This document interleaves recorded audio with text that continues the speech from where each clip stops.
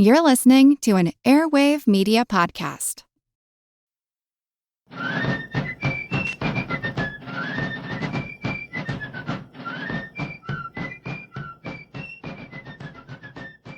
Hello, and thank you for joining the American Revolution.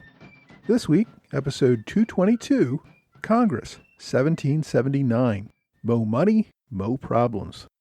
We last looked in on the Continental Congress in episodes 205 and 206, while delegates were still fighting over what to do about the Silas Deane investigation, and the fact that they had no money for any new offensives. In fact, even keeping the army fed and clothed remained an ongoing challenge. Henry Laurens of South Carolina had given up the president's chair to John Jay of New York. George Washington had traveled to Philadelphia in late December 1778, mostly to convince Congress not to try to invade Quebec again. The army simply did not have the resources for such a campaign. At the end of January 1779, Washington returned to the Continental winter camp in New Jersey. In February, Congress celebrated the first anniversary of the French alliance with French Minister Conrad Girard. Leaders held a banquet and drank toasts to each other's country.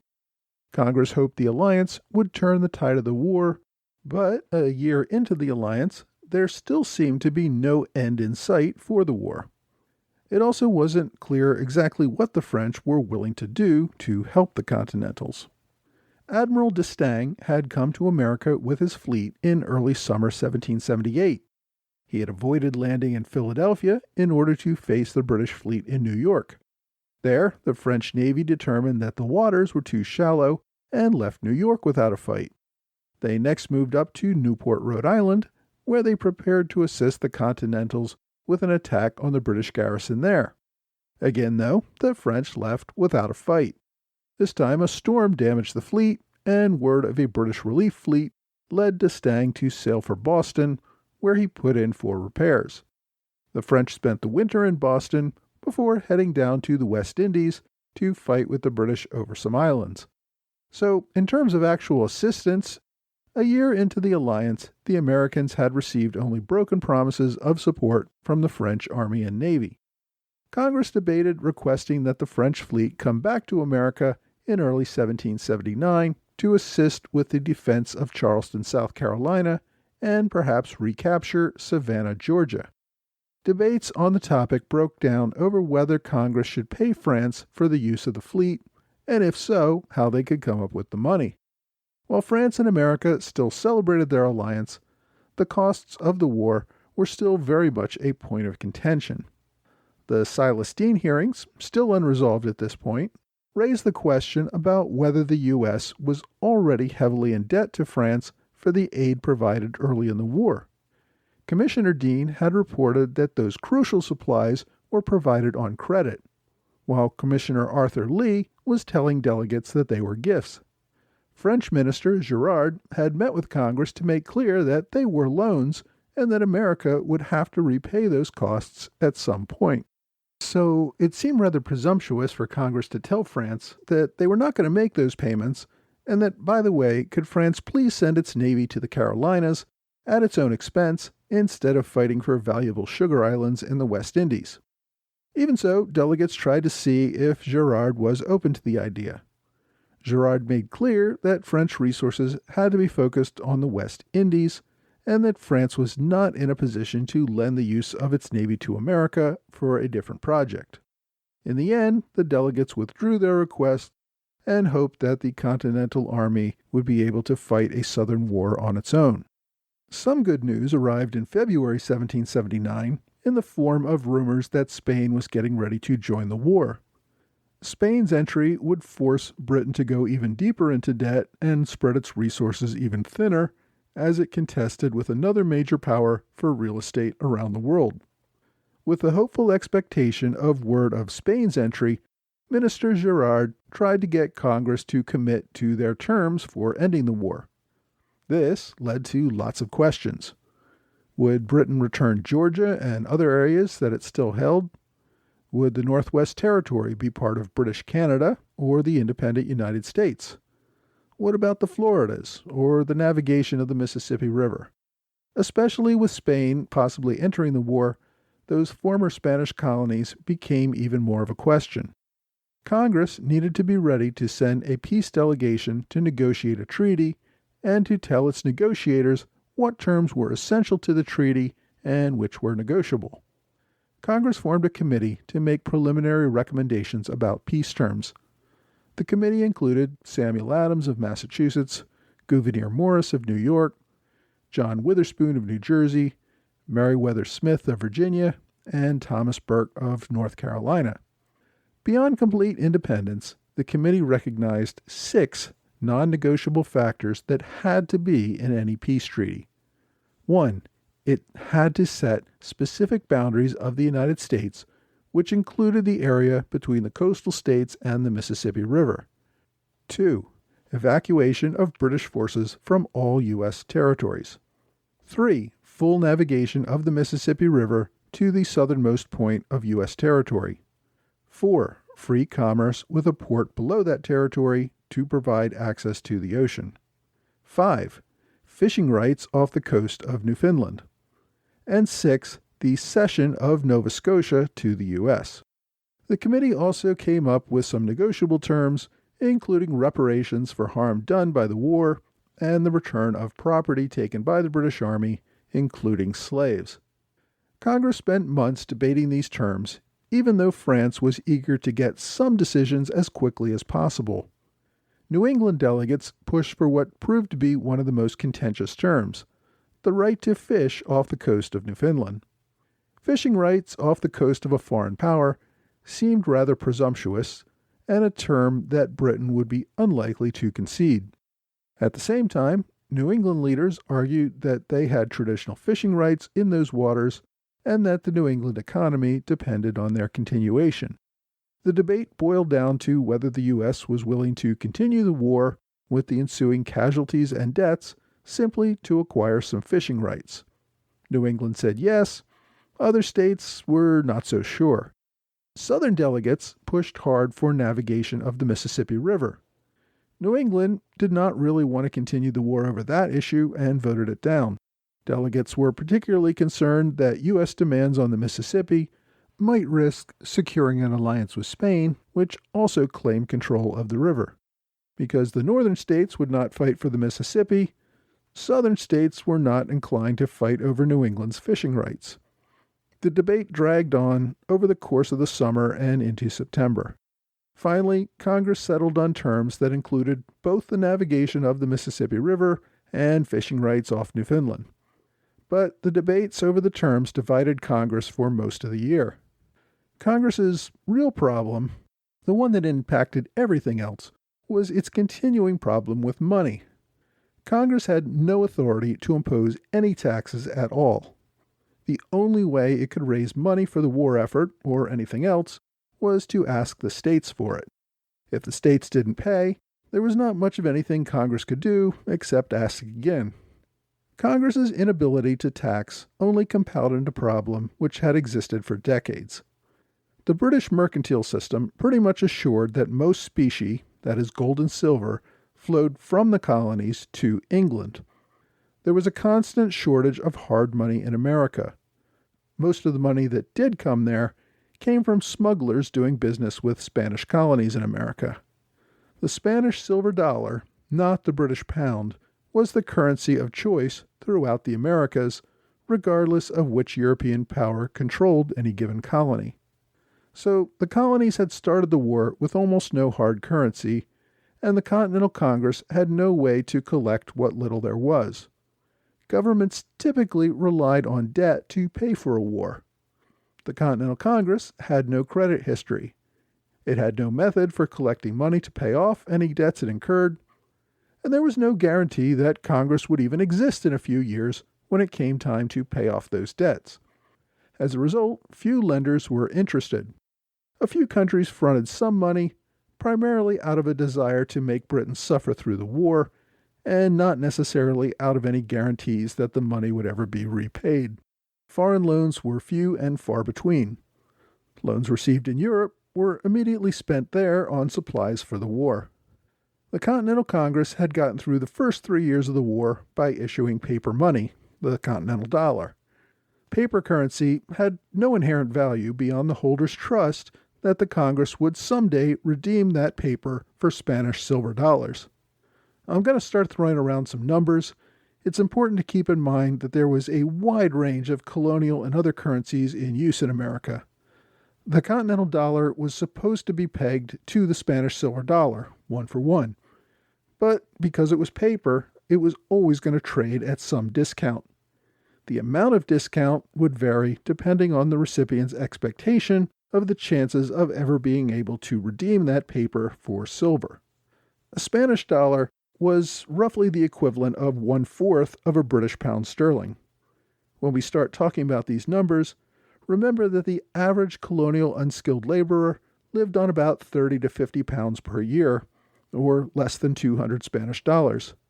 The king ran all basic functions of the British government on a budget of 800,000 pounds sterling per year, or about $3.2 million.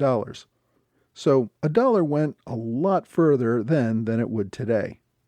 A Spanish silver dollar in the late 18th century was probably worth very roughly the equivalent of about $1,000 today.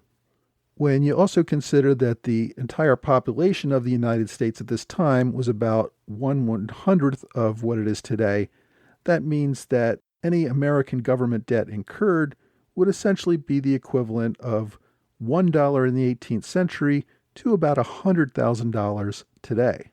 Okay, everybody got that? So, Congress began spending rather aggressively at the outset of the war. By 1775, Congress had emitted about $6 million in Continental dollars. By quick comparison again, if Congress spent today about $600 billion, that would be about equivalent in what kind of debt they were taking on. In 1776, it emitted another $19 million, or about 3 times more than it did in the first year. By 1777, members realized that flooding the economy with all this paper money was causing problems and emitted only $13 million. Then, in 1778, with inflation taking its toll, and out of a desperation to keep the war going, Congress had nearly doubled the amount of paper dollars on the market, emitting another $64 million. It had about $100 million in paper notes in the economy and still had no way of paying it back. Even so, in 1779, Congress began emitting even larger amounts of paper, over $100 million in that year alone, bringing the total to about $200 million in debt. Using my quick conversion to modern-day money, we're talking the equivalent of about $20 trillion in today's money. Even for people who believed that the Continentals would eventually win, it's hard to see a way that they might ever be able to pay off this enormous debt. The value of the Continental dollar plummeted. Inflation ran rampant. Congress ordered paper dollars to be accepted at face value, so the cost of everything just rose. In 1776, a bushel of wheat cost 40 shillings. By the spring of 1779, that same bushel cost 150 shillings. As Congress pumped out more of those dollars in 1779, the value plummeted even further, so that by the end of 1779, that same bushel, which had cost 40 shillings in 1776, would cost over 1,000 shillings. Anyone still fortunate enough to have any gold or silver hoarded it as the only thing that retained its value. The term "not worth a Continental dollar" came into use as the money became worthless. A blank piece of paper was worth more than it was after Congress turned that piece into a $1 piece of currency. Piling onto the crisis, the British counterfeited Continental dollars and distributed even more of them. By May of 1779, Congress tried to focus on the currency crisis. Members devoted 3 days each week to that issue alone. Congress attempted to place tax quotas on the states, totaling $60 million in 1779.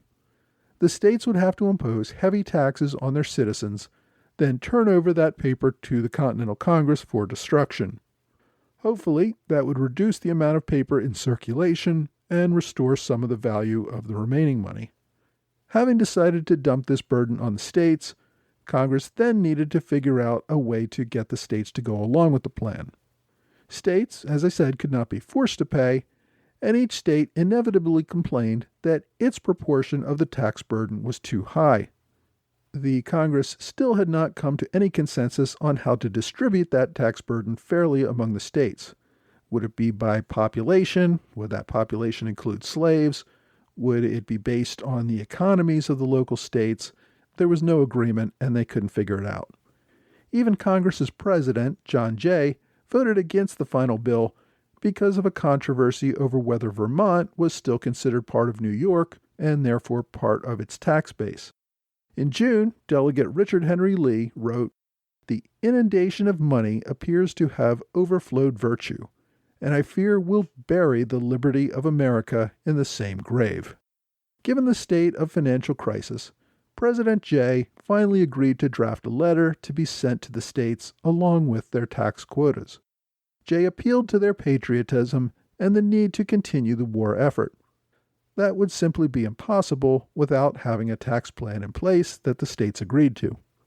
In addition to the tax effort, Congress once again appealed to France and Spain for additional loans.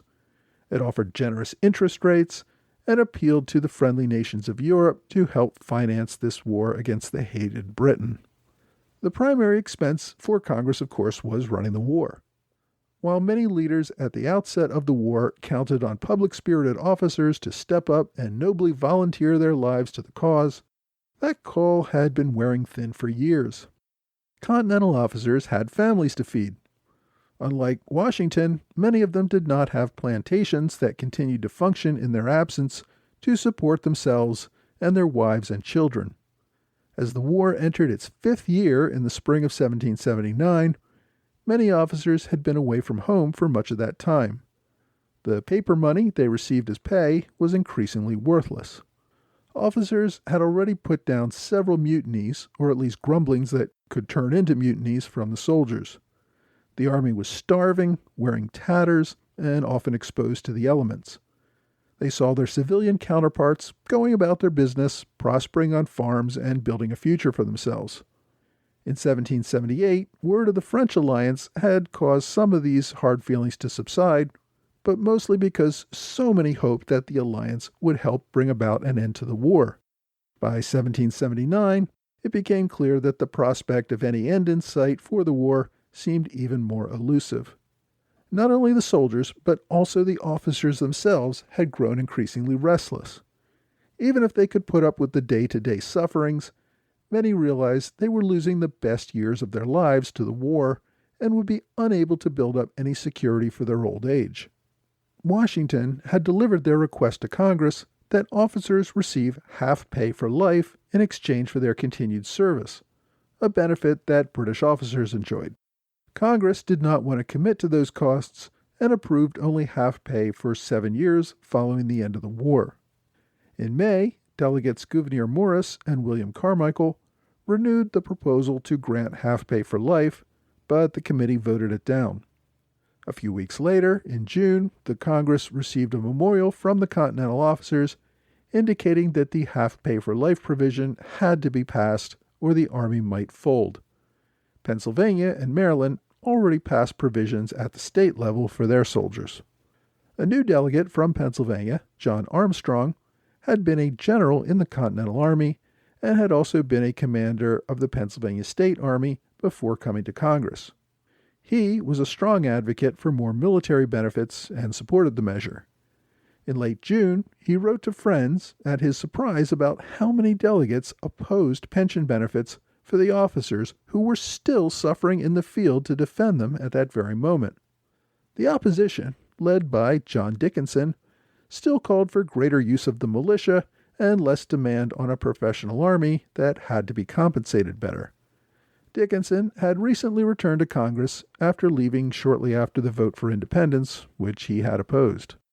In July, the committee finally approved a measure granting officers half pay for life.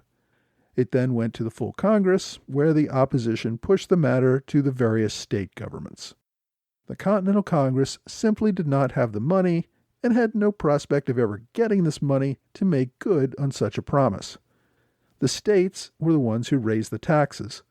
They should have the obligation of officer pensions. So once again, Congress refused to commit to the idea of providing lifetime pensions for its Army officers. With the continuing money problems, Congress looked for someone to blame. Some delegates proclaimed that the Army was simply spending too much money. Quartermasters and commissaries were paying too much for the items they purchased. Rather than accepting the reality that these departments had to pay more because of the inflation caused by all the paper money, delegates believed that overspending by these departments was the cause of the inflation. It formed committees to look into the purchasing practices of the Army and find new ways to economize. Of course, this had no chance of working. The actions only caused many quartermaster and commissary officers to offer their resignations. Among them was General Nathaniel Greene, whom Washington had pressured into taking charge of the Army's quartermaster department. Greene had already offered his resignation in the spring, recognizing both the impossibility of equipping an army using worthless paper dollars, and also the willingness of Congress to make him the fall guy for any failures. Congress refused the resignations and passed a resolution expressing confidence in those leading the Quartermaster Corps, even while continuing its investigations. Various committees continued to look at the matter, but did nothing really to resolve the problem. The truth is, there was nothing they could do unless Congress had the power to levy taxes. Since the states refused to consider that, the problem would only fester for another year, while the leadership struggled to keep officers and men from getting disgusted and simply going home. The money problem was only getting worse, and Congress could not find a solution. We'll leave Congress on the horns of that dilemma, and next week, the British make another push into South Carolina at the Battle of Stono Ferry.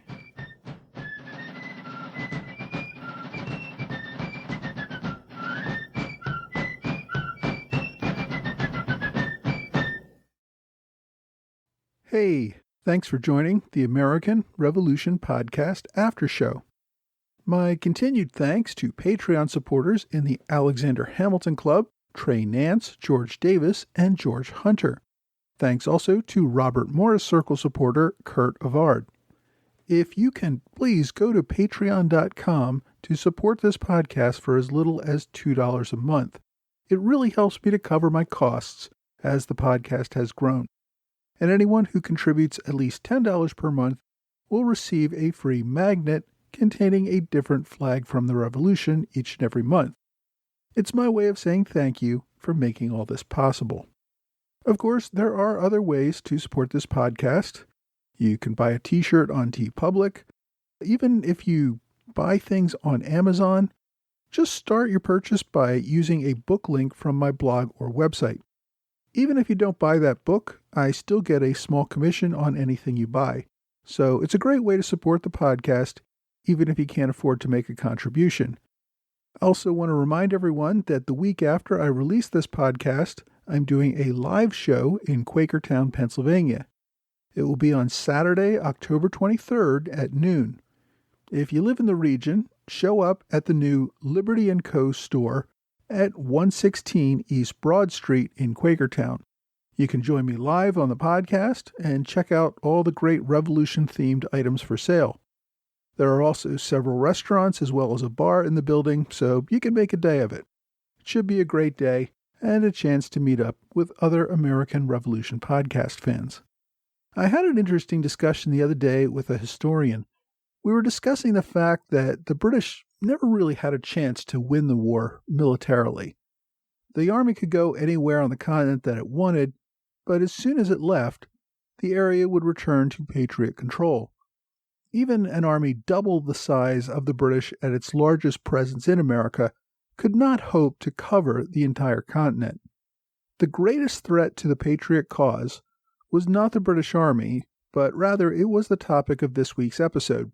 That is, maintaining the will to pay and keep an army in the field, and to maintain a Congress that could continue to hold the support of both the army and the people generally through all the deprivations of war.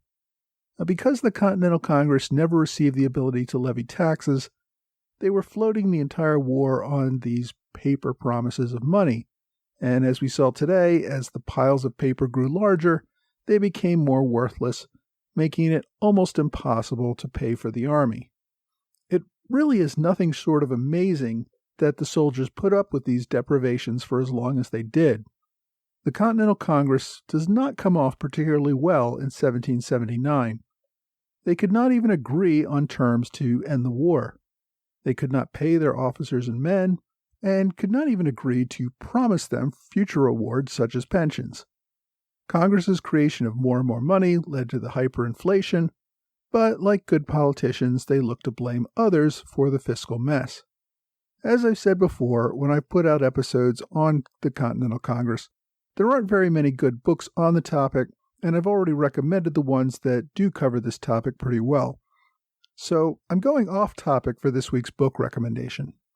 There's a new book out about the American Revolution that's being released the same week as this episode. It's called Liberty is Sweet: The Hidden History of the American Revolution by Woody Holton. Essentially, it's a look at the Revolutionary War based on accounts by private soldiers, women, African Americans, and particularly Native Americans. In other words, how the Revolutionary War was experienced by the non-elites. The publisher sent me an advanced proof copy, so the final version may be a little different. My copy was just under 600 pages, not counting notes and index. The book moves chronologically, but jumps around using thousands of different primary sources. The author, Woody Holton, is a professor at the University of South Carolina who specializes in colonial and Revolutionary War history. His early works include Unruly Americans and a biography of Abigail Adams. So, if you're looking for something new, take a look at the book, Liberty is Sweet. My online recommendation looks at the monetary policy of the Continental Congress. I put up a link to a PDF document called The Continental Dollar: Initial Design, Ideal Performance, and the Credibility of the Congressional Commitment by Farley Grubb. This paper is a look at the economics of the Continental Dollar and why it was such a disaster. If you look at my blog entry for this episode, you'll actually see a bunch of articles by the same author, Farley Grubb, who is a professor of economics at the University of Delaware. Now, the work is rather academic, in other words, dry, but his articles give a keen insight into the economics of the American Revolution. And from my research, it appears that Professor Grubb is the preeminent expert on this topic. The article was hard to find, so I recommend you use the direct link that I've included on my website or blog. But the article is on eh.net, which is a website devoted to economic history. As I said, the blog also contains a few other articles by the same author on the same topic. So I'd go to blog.amrevpodcast.com, go down to the further reading section at the end of the blog article, and look at the many resources that I've listed there. My question this week asks, did John Adams and Benjamin Franklin really sleep together? And if so, how platonic was or wasn't it? Well, there seems to be an ongoing effort by some people to discover that famous figures from history were actually homosexuals. In some cases, that pursuit is legitimate, but other times, they just seem to latch on to facts without much context, like two men sharing a bed. Maybe in the modern era, this would almost never happen between two grown men of substance outside of a sexual relationship. But the 18th century was, of course, a very different place. Adams and Franklin did share a bed on at least one occasion during a trip in 1776 when they had to stay at a tavern while traveling from Philadelphia to New York to meet with the British peace delegation. There were simply not enough beds available for all visitors, so sharing a bed was the only option. This was really a common problem. There were no hotels capable of handling large numbers of guests during this era. When a large party showed up, there were never enough bedrooms for everyone, so people really had no choice but to double up. Adams later wrote about the incident, sharing an anecdote about a disagreement with Franklin over whether they should leave the window open or not. If there had been any suggestion of a homosexual relationship between the two men, he probably would never have spoken of that night at all. Homosexual activity in the 18th century was a felony punishable by death. There really is zero evidence that Adams or Franklin had any homosexual proclivities. Adams was happily married to Abigail for over 50 years until her death in 1818. There's no evidence of any infidelity with anyone of either sex, as far as I know. Franklin was also a married man, but of course was famous for having numerous affairs with women throughout much of his life. Again, though, no evidence of any liaisons with other men. So I would judge the matter of Adams and Franklin sharing a bed to be completely non-sexual. I would not even describe it as platonic, which implies a non-sexual loving relationship. Adams and Franklin worked together as colleagues. While they shared a common political cause, they did not seem to even really like each other very much on a personal level, let alone love each other. There were several founders who were known to be homosexuals, or there is some reason at least to suspect that they had homosexual proclivities, but Adams and Franklin are not among them. If you have a question you would like me to answer, please email me or reach out to me on social media. You can find links for either on my website and blog. Go to blog.amrevpodcast.com for more details. Well, that's all for this week. I hope you will join me again next week for another American Revolution podcast.